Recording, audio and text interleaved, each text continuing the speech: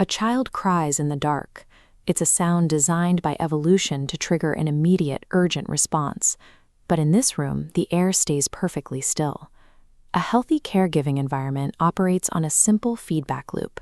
Distress is met with physical comfort. This teaches a developing nervous system that the world is a responsive, safe place. Here, however, that loop is broken. Footsteps finally approach the crib, but they don't bring warmth.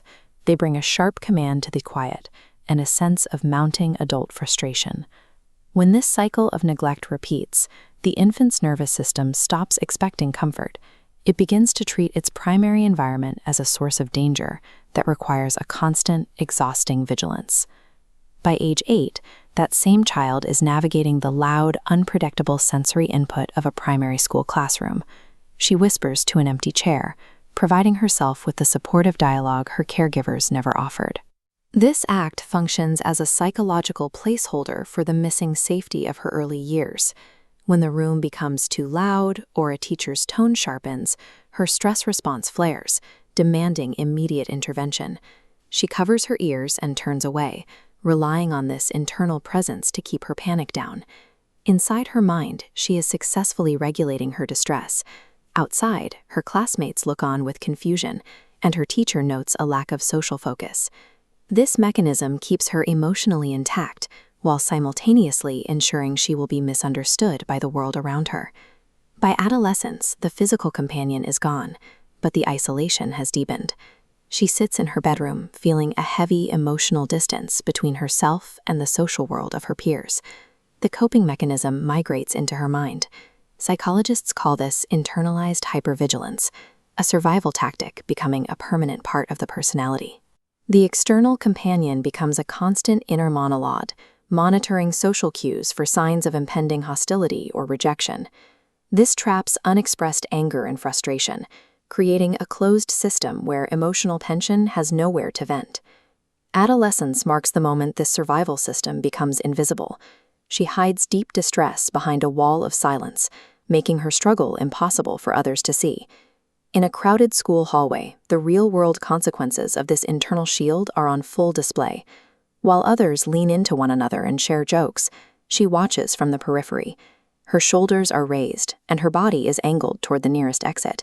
A sudden burst of laughter from the group causes her to flinch. Her brain, conditioned by early neglect, interprets sudden noise as a potential precursor to an outburst. She remains in a state of constant readiness, bracing for a social impact that isn't actually happening. The psychological shield built to survive childhood now prevents her from forming the very connections she needs to thrive as a teenager. As an adult, she sits in a professional meeting, receiving a standard performance review from her manager. The feedback is neutral and non-threatening. Her expression is a mask of calm, but beneath the table, her hands clench into white-knuckled fists. The internal panic is real, staying hidden. This reflex extends into her domestic life, surfacing during quiet interactions with her romantic partner. When her partner speaks in a tired tone after a long day, she misinterprets the fatigue as anger and immediately withdraws, ending the connection.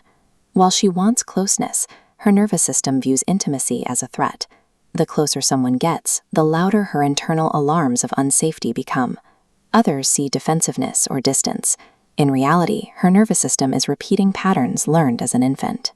Moments of self-reflection reveal the connection between the adult's current walls and the child she once was, the girl who had to find her own way out of the dark. Chronic isolation and defensive reflexes are biological adaptations developed to manage an environment that lacked safety. Understanding this requires a shift in perspective. Instead of asking, "What is wrong with her?" we must ask, "What did she experience?" She steps into the light, slowly recognizing that the environment she survived no longer surrounds her. Communication, a signal from a brain trying to stay safe.